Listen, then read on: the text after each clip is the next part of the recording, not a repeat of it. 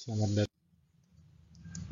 Di sini cylindrical coordinate yang menggunakan koordinat r, theta, dan z, di mana r yang kita ketahui adalah kuadrat dari x dan y, dan theta didapatkan dari sudut yang dibentuk dari sumbu x dan sumbu y. Atau nanti kita bisa tuliskan nanti tan theta adalah y per x, dan seterusnya. Dalam konversinya, dalam turunan keduanya atau nabla kuadrat, di sini kalau kita lihat nabla kuadratnya dari fungsi posisi, kita dapat tuliskan dengan persamaan seperti ini. 1 per r dikalikan do per do r dalam kurung r do u per do r ditambah 1 per r kuadrat dikali do kuadrat u per do theta kuadrat ditambah do kuadrat u per do z kuadrat. U di sini adalah fungsi yang bergantung terhadap posisi yang bergantung terhadap r, dan nilai yang bergantung terhadap theta, dan nilai juga yang bergantung terhadap nilai z. Jika kita masukkan fungsi ini ke dalam persamaan awal, maka kita akan dapati bentukan persamaan seperti ini. Sama halnya seperti di pertemuan yang ketujuh atau di slide yang ketujuh, kita akan mengeluarkan variabel yang tidak dipengaruhi sama diferensial. Di sini variabel yang tidak dipengaruhi dalam diferensial adalah kalau jika kita turunkan dia terhadap r, maka theta dengan z tidak dimasukkan. Jika kita turunkan terhadap theta, maka r dan z kita tidak masukkan, dan jika diturunkan terhadap z, maka r dan theta tidak dimasukkan. Seperti itu.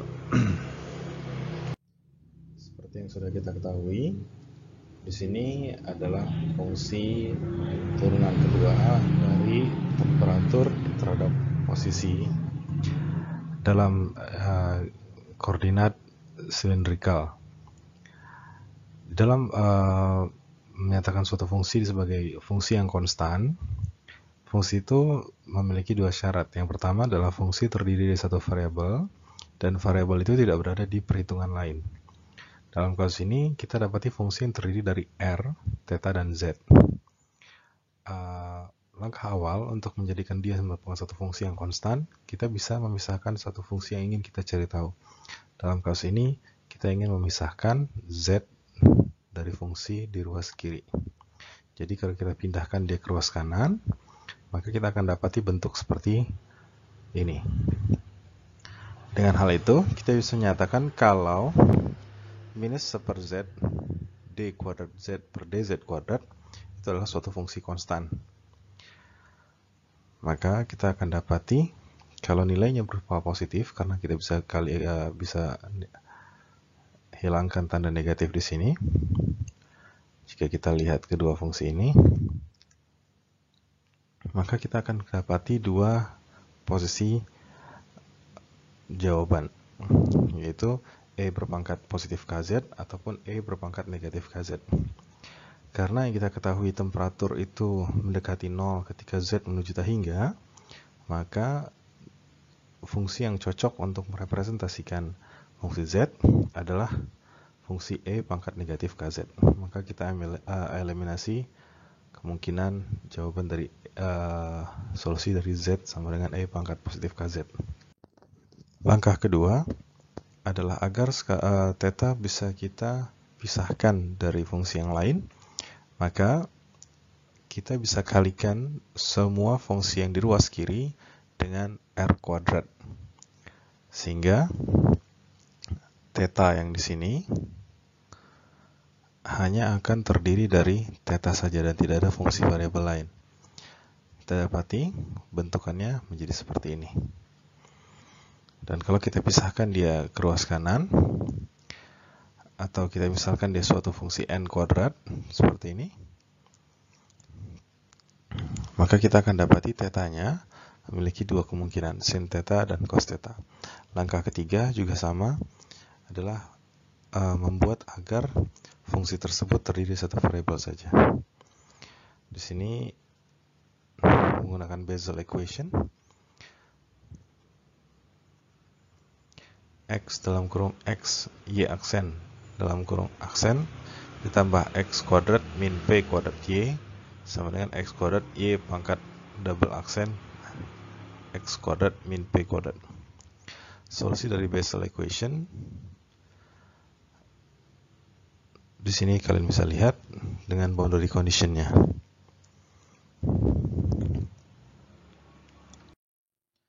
Terdapat banyak dari kita yang belum mempelajari mengenai Bessel function. Sebenarnya banyak buku yang mempelajari mengenai Bessel function. Kita dapat memahami Bessel function seperti persamaan sin atau cos yang teredamkan. Seperti contohnya, jika kita melihat persamaan y double aksen sama dengan min n kuadrat y, maka possible answer untuk dari kondisi y tersebut adalah sin atau cos function.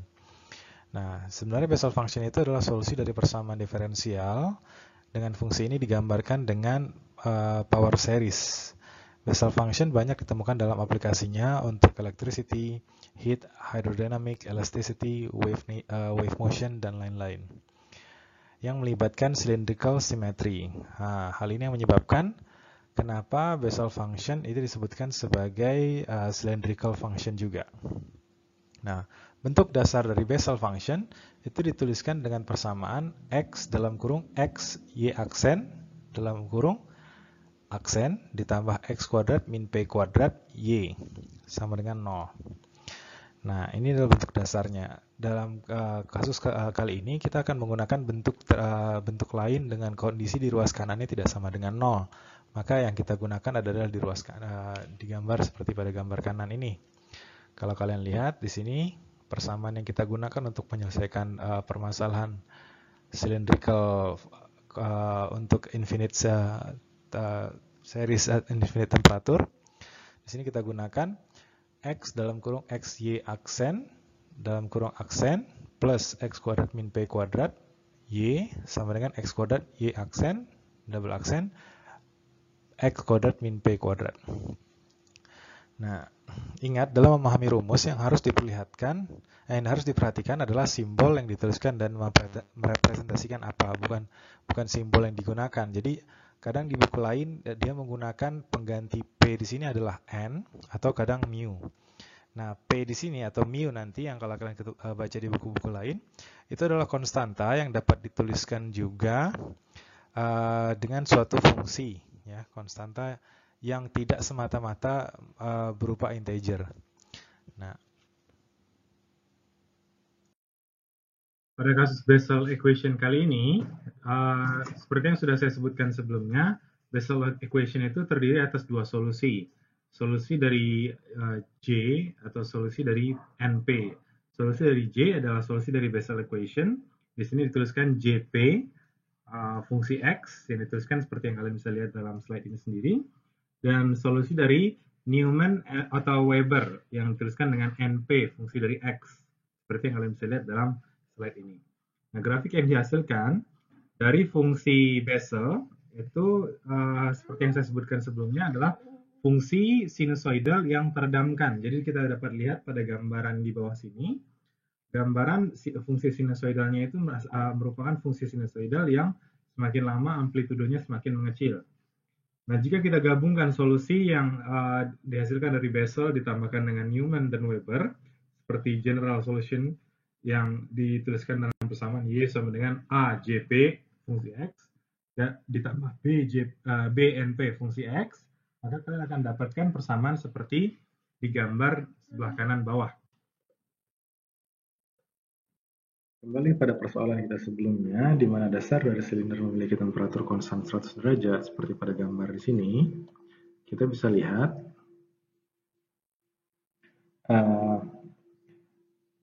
jika kita memutar silinder itu pada sumbu Z, berputar pada arah manapun, baik berputar searah jarum jam ataupun berlawanan jarum jam, kita akan mendapati kondisi di mana bagian batas bawah tidak dipengaruhi oleh rotasi atau theta. Jadi bentuk persamaan dasar yang tadi kita sebutkan di slide keempat untuk U menjadi dua kondisi untuk fungsi sin dan fungsi cos. Untuk N untuk mendekati sama dengan 0, maka kita akan dapati kondisi di mana U bisa digantikan dengan persamaan seperti ini. Dengan boundary condition untuk Z sama dengan 0 adalah 100 derajat, karena ketika Z sama dengan 0 berarti di dasar, kembali lagi ya, temperaturnya haruslah sama dengan 100 derajat, maka kita dapatkan boundary condition yang pertama. Boundary condition berikutnya. Nah, menggunakan ortogonal dari Bessel function, kita dapat tuliskan integral dari 0 sampai 1 R J0 K mu R dikroskan dengan sigma dari N sama dengan 1 sampai T hingga di fungsi sebelumnya, maka kita akan dapatkan integral dari 0 sampai 1 100 cross R J0 K mu R dr. Nah, jika kita menggantikan mu itu dengan M, maka kita akan memiliki non-zero terms di bagian sebelah kanan dengan persamaan seperti di sini.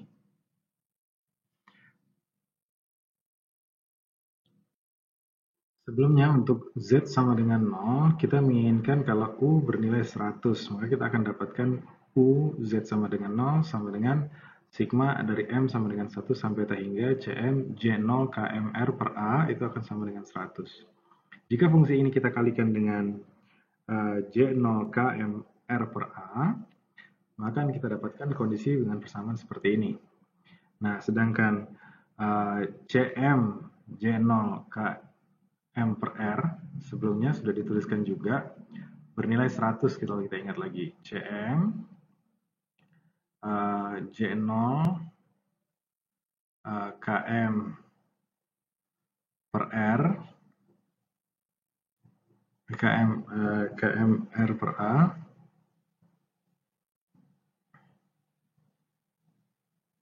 itu bisa kita tuliskan sama dengan 100, maka di ruas kiri ini dengan menambahkan dengan Cm, maka kita bisa gantikan dengan nilai 100 dalam integralnya. Nah, untuk Bessel Fourier equation, untuk menentukan koefisien Cm itu sendiri, menggunakan metode yang sama seperti metode Fourier sin atau Fourier cos series. Fungsi yang kita dapatkan disebut sebagai fungsi Bessel Fourier series.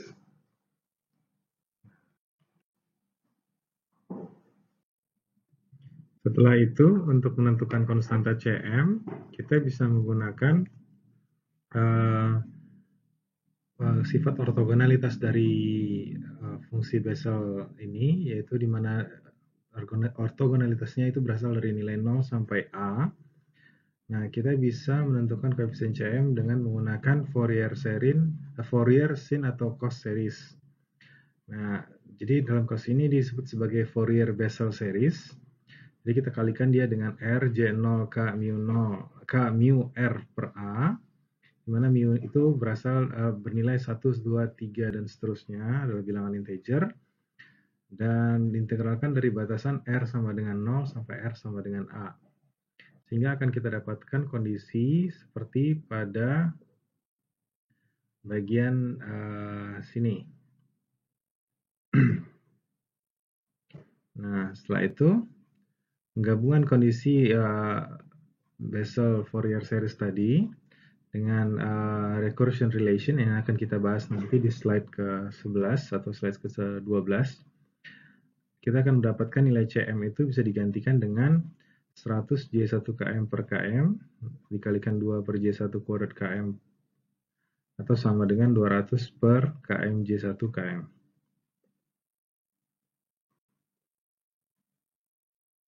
Dengan batasan temperatur dari dasar silinder, kita memiliki fungsi akhir U dengan persamaan seperti gambaran yang di sini.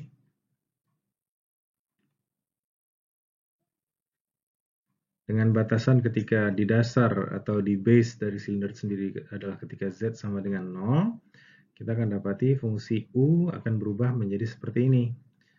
Dengan E berpangkat 0 nanti ya, atau E-nya akan bernilai 1. Di sini akan bernilai 1. Makanya di sini tidak ada lagi E. Kita bisa katakan dia sebagai fungsi F terhadap jari-jari dan sudut. Karena sifat ortogonalitas tadi yang kita sebutkan sebelumnya, di slide sebelumnya, maka kita bisa sederhanakan lagi sigma itu menjadi sebuah integral dengan batasan seperti ini. Nah, di sini ada beberapa recursion relation yang tadi disebutkan di slide 9, menyebutkan kalau d per dx dari xp jpx itu sama dengan xp jp min 1x. Ini kita bisa gunakan untuk recursion relation untuk fungsi deret ya. Fungsi deret dalam solusi dari persamaan Bessel, fungsi Bessel. Di sini terdapat sifat ortogonalitas dari Bessel equation. Di sini untuk solusi dari JP dan NP, Bessel equation untuk sin X dan cos X. Dengan menganggap kalau sin X itu adalah solusi untuk JP untuk salah satu nilai dari P. Dengan X itu bisa dikatakan adalah NX atau kelipatan dari NX. Ketika ketika sin X itu sama dengan 0, maka X itu bisa dipermisalkan A, B, C, D sampai seterusnya. Ini adalah sifat ortogonalitasnya. Nah, sebelumnya kita menghadapi Bessel function untuk kondisi ruas kanannya seperti pada persoalan ini. Di mana ruas kanannya adalah X kuadrat dikalikan Y aksen, double aksen, X kuadrat min P kuadrat. Nah, jika kita menghadapi kondisi yang seperti ini, maka kita menganggap untuk Bessel function untuk fungsi dasar, kita akan bisa mencari solusi jawabannya seperti pada gambaran di sini. Nah. Sekarang kita akan membicarakan mengenai vibration di circular membrane atau seperti drum kalau di sini dalam slide ini ya. Jadi yang akan kita bahas adalah mengenai pergerakan permukaan drum terhadap arah sumbu Z. Jadi kita bisa melihat untuk pergerakan di arah sumbu Z dengan persamaan nabla kuadrat Z sama dengan 1 V kuadrat do kuadrat Z per do T kuadrat. Ini turunan kedua dari permukaan Z untuk kita membicarakan mengenai vibration frequencies kan gitu ya. Nah, untuk Z sendiri itu bergantung terhadap posisi dan waktu, di mana posisinya ini sebagai Helmholtz equation.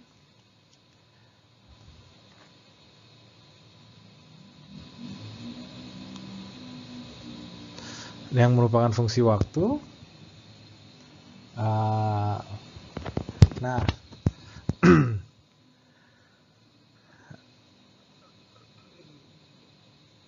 Nah, kita bisa tuliskan juga berdasarkan Helmholtz equation ini kita sudah ketahui sebelumnya kalau merupakan fungsi waktu sendiri itu bisa digambarkan dengan persamaan nabla kuadrat F, yang mana F di sini adalah fungsi yang bergantung terhadap X dan Y, ditambah suatu konstanta kuadrat F. Nah, untuk waktu sendiri juga sama dengan tambahan variabel V di sini.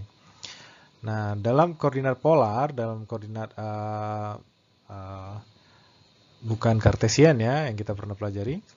Nah, kita bisa gantikan nabla kuadrat F plus K kuadrat F itu menjadi seperti ini.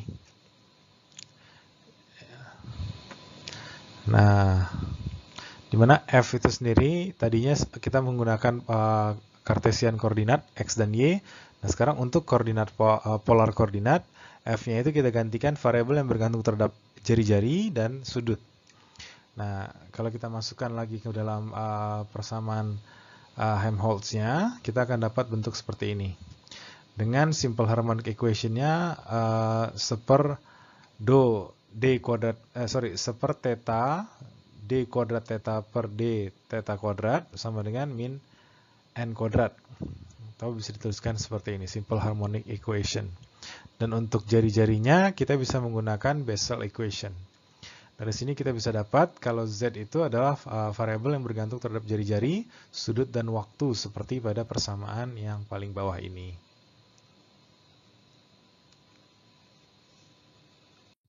Nah, seperti persamaan Bessel sebelumnya, kita punya 4 solusi dari persamaan Z, yaitu sin N, P, K, sin K, Vt, atau sin N, theta, cos K Vt, atau cos N theta sin K Vt, atau cos N theta cos K Vt.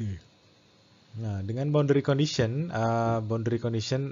seperti Z di R sama dengan 1, R sama dengan 0, dan JN ketika K itu sama dengan 0, maka KMN itu akan sama dengan 0 of JN, double series. Nah, karakteristik frekuensi of the normal modes, VMN sama dengan KMN V per 2P.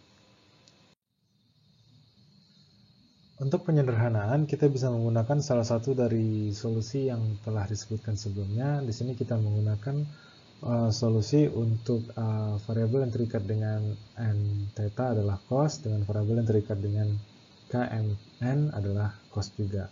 Di sini gambaran yang terbentuk adalah seperti ini.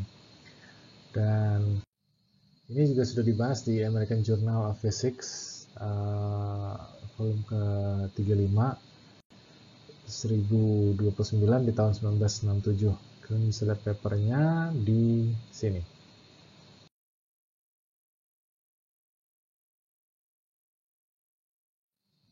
Sekarang kita akan bicarakan mengenai partial differential equation menggunakan Legendre equation. Pada steady state temperatur di spherical, seperti yang kita lakukan di perhitungan sebelumnya, kita misalkan kalau U adalah Laplace equation yang merupakan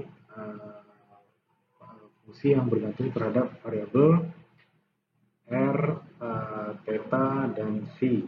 Atau kalau dalam Cartesian koordinat kita pakai U adalah variabel yang bergantung terhadap posisi X, Y, dan Z. Dan kalau sini kita bicarakan mengenai spherical koordinat. Misalnya dia adalah variabel yang bergantung terhadap R, theta, dan C. Nah, kalau kalian lihat di halaman 648, sana ada penjelasan awalnya kenapa nanti fungsi U itu akan berubah menjadi fungsi U sama dengan R pangkat L P ml cos theta sin mc cos mc. Dengan sifat simetri, azimutal simetri ketika M sama dengan 0, maka U bisa digantikan dengan fungsi seperti ini.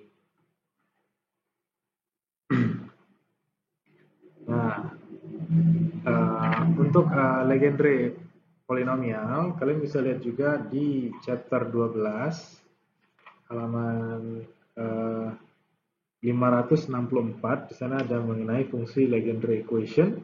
Di mana Legendre equation ini apabila kita melakukan penurunan fungsi U tadi yang berdasarkan Laplace equation, terus kita masukkan fungsi R, theta, dan C-nya itu, dan kita menyederhanakannya sehingga kita menemukan fungsi yang mirip seperti fungsi Legendre differential equation, maka kita akan dapati persamaan polinomial untuk solusi dari Legendre, di mana solusi polinomial fx itu bisa dituliskan dengan persamaan seperti pada baris ketiga di bawah ini. Untuk Legendre equation, untuk M sama dengan 0, maka solusi yang didapatkan ketika kita mendapati fungsi seperti 1 min x kuadrat y aksen, aksen L plus 1, solusinya adalah seperti yang di kanan. Tapi jika M tidak sama dengan 0 atau associated Legendre equation, fungsinya akan seperti yang di bawah.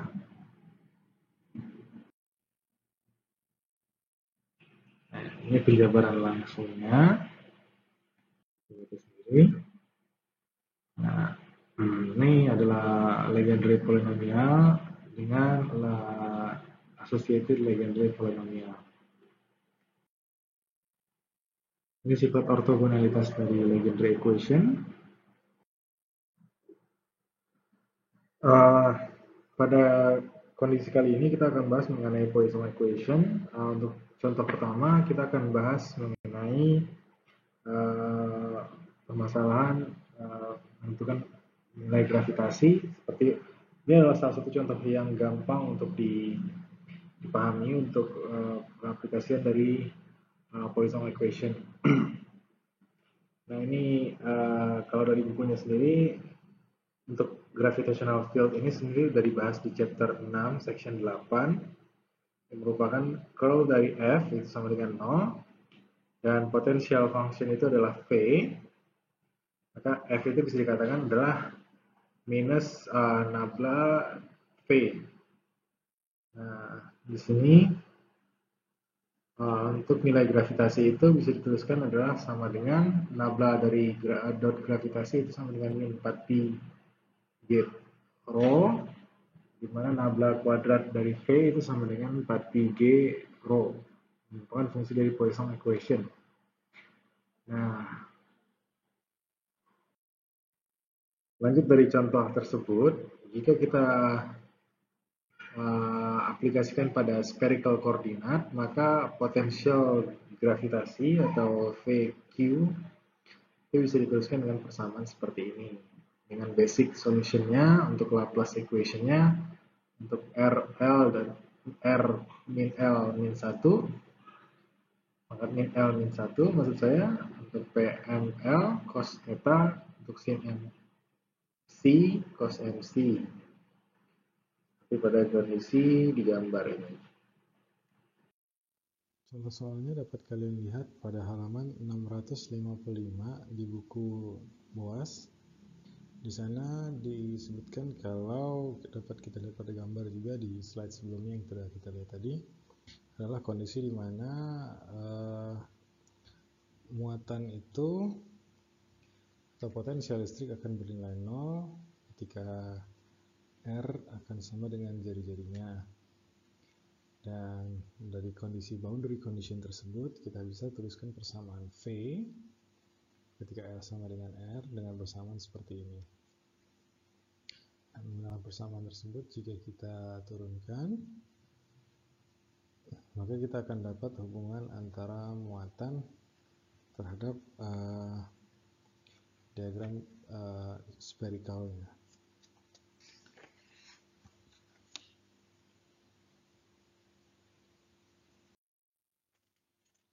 Inilah kasus untuk kondisi di mana medan listrik untuk potensial listrik yang lebih dari satu atau multipoles. Di sini ada monopoles, dipoles, quadrupoles, octopoles dengan persamaan seperti ini. Kalian bisa lihat. Maka expansion dari potensialnya dapat dituliskan dengan persamaan integral atau seper 4pi epsilon 0 integral dari seper R min R aksen pro R aksen dr aksen, sehingga kita dapat beda potensial pada jarak R untuk multiple expansion dengan persamaan seperti ini, dengan N adalah jumlah polnya. Jika dia adalah potensial untuk monopol, maka N-nya kita masukkan 1. Untuk dipol N-nya sama dengan 2. Untuk quadrupol N-nya sama dengan dipol N-nya sama dengan 1, quadrupol N-nya sama dengan 2, dan seterusnya.